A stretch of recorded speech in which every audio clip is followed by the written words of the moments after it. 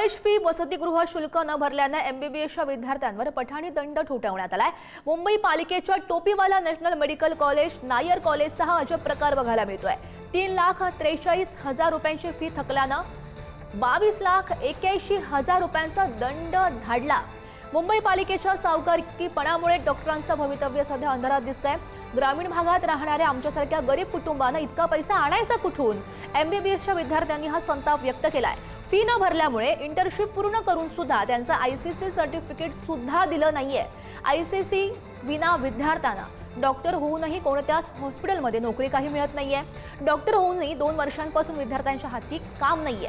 मुंबई महापालिकेच्या सावकारकीपणामुळे विद्यार्थ्यांचं शैक्षणिक व्यावसायिक भविष्य हे धोक्यात आलंय। याबाबत आम्ही पालिका प्रशासनाशी संपर्क करण्याचा प्रयत्नही केला, परंतु त्यांची काहीच प्रतिक्रिया अद्याप आली नाही।